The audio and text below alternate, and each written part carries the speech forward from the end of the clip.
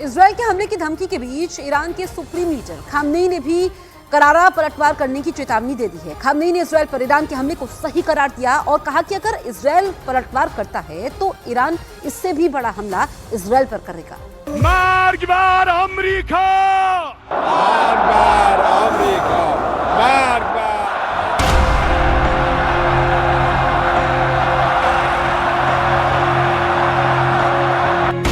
अस्सलामु अलैकुम व रहमतुल्लाह।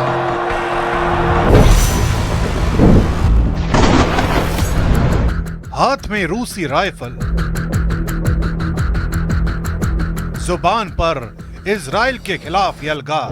मज़े او رو ویران کرده، زندگی او رو تباه کرده، بیسته।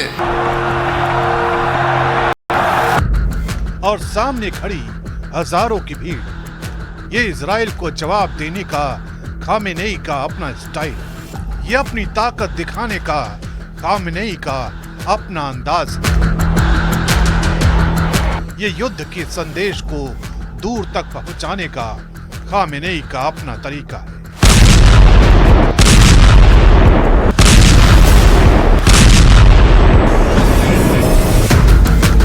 दुनिया ने खामेनेई की गरज सुनी। अपनी बात को दुनिया के सामने पहुंचाने के लिए भी खामेनेई ने इमाम खुमैनी मस्जिद का चुनाव किया, जिसकी 1979 की इस्लामिक क्रांति में अहम भूमिका थी। खामेनेई ने जिस बेबाकी से अपनी बात रखी, उससे ये साफ हो गया कि पश्चिम एशिया में भड़की ये चिंगारी शोला बन चुकी है, जो कब ठंडी पड़ेगी ये कोई नहीं जानता। इसी मस्जिद से आई इन तस्वीरों ने अमेरिका के साथ ही इजराइल की खुफिया एजेंसियों की टेंशन भी टाइट की हुई है। CIA और मोसाद जैसे खुफिया एजेंसियों के तनाव की वजह है खामेनेई के हाथ में वो राइफल जो मेड इन रशिया है, और इस राइफल का नाम है ड्रैगुनोव। ये एक स्नाइपर राइफल है जो 1 किलोमीटर की दूरी तक दुश्मन पर सटीक निशाना लगाती है। अब सवाल है कि खामेनेई के हाथ में पुतिन की राइफल क्यों? भले ही इजराइल ने नसरल्लाह के दामाद, नसरल्लाह के भाई इस्माइल हानिया, फुआद शुक्र को मारकर अपनी लड़ाकू ताकत साबित कर दी हो, लेकिन इस बार इजराइल का पाला सीधे ईरान से पड़ा है। ईरान ने इस बार इजराइल पर पलटवार करने का नया वॉर प्लान तैयार किया है। ईरान की मिसाइलों को देखकर साफ लगता है कि इस वॉर प्लान ने इजराइल और अमेरिका के होश फाख्ता कर दिए हैं।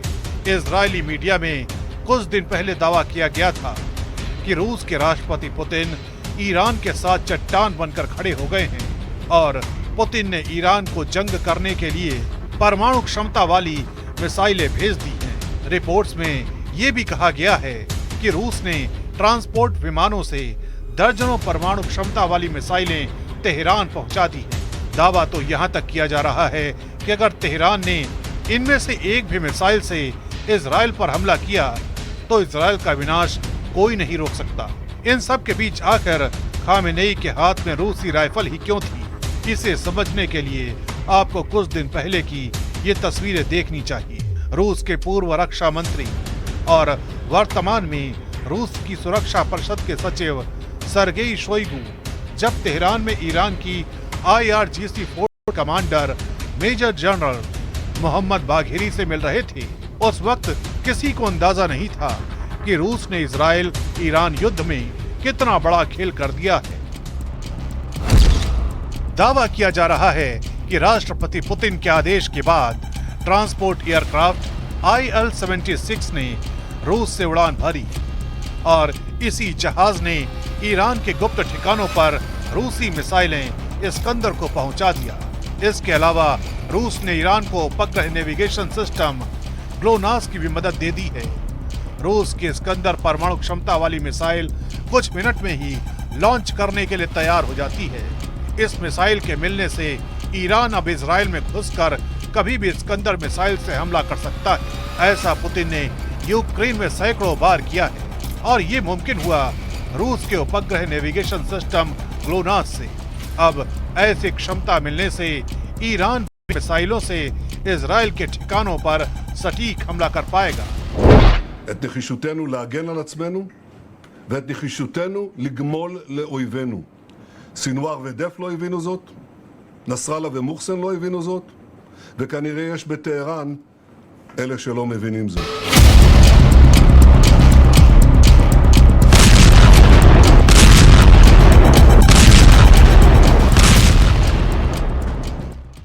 इजराइल 7 मोर्चों पर अपने दुश्मनों से लड़ रहा है, जिसमें उसके साथ अमेरिका बना हुआ है। वहीं लेबनान में हिजबुल्लाह के साथ ईरान खड़ा हो चुका है, जिसका ऐलान करते हुए ईरान के सुप्रीम लीडर खामनेई ने लेबनान पर हमले को ईरान पर हुआ हमला करार दिया। साथ ही इजराइल और अमेरिका को आगे बड़े हमले के लिए तैयार रहने की चेतावनी भी दे दी है।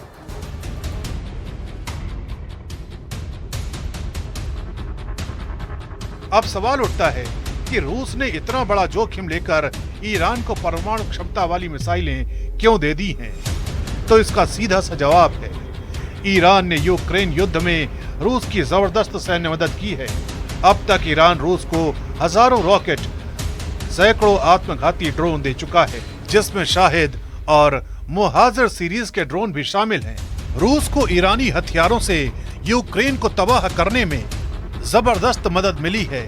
यहाँ तक कि नेटो और अमेरिका के हथियारों को भी रूस ने ईरानी हथियारों से उड़ाया है। इसलिए खामेनेई ने पुतिन की राइफल दिखाई ताकि अमेरिका को पता चल जाए कि ईरान अकेला नहीं है। अब देखिए कि रूस के हथियार कैसे ईरान के लिए ब्रह्मास्त्र बनने जा रहे हैं। ईरान की मिसाइल जरूरतों के मद्देनजर उसे रूस ने इस्कंदर मिसाइलें दी हैं। ईरान को इजराइल तक पहुंचने के लिए कम से कम 1800 किलोमीटर की मारक क्षमता वाली मिसाइलों की जरूरत है, जबकि इस्कंदर सिस्टम की मारक क्षमता 500 किलोमीटर तक है। लेकिन रूस ने ईरान को जो इस्कंदर मिसाइल दी है वो लेटेस्ट वर्जन की है। इजराइल मीडिया के मुताबिक रूस ने ईरान को 1500 किलोमीटर तक हमला करने वाली R-500 क्रूज मिसाइलों के साथ इस्कंदर के सिस्टम दिया है, जो ईरान को जबरदस्त मिसाइल पावर दे रहा है। इस्कंदर के लंबी दूरी तक मार करने वाली परमाणु क्षमता वाली मिसाइल है। इजरायली विदेश मंत्री इजराइल कार्ड्स का भी साफ कहना है कि ईरान इजराइल पर बहुत बड़े हमले का प्लान बना चुका है। همون دشمن ملت فلسطین است، همون دشمن ملت لبنان است، همون دشمن ملت عراق است، دشمن ملت مصر است، دشمن ملت سوریه است، دشمن ملت یمن است. دشمن یکیست، شیوه های دشمن در کشورهای مختلف است. अब आप ये भी जान लीजिए क्यों ईरान को रूसी हथियारों की जरूरत पड़ रही है। सैन्य ताकत के लिहाज से 145 देशों की सूची में ईरान का 14वां स्थान है।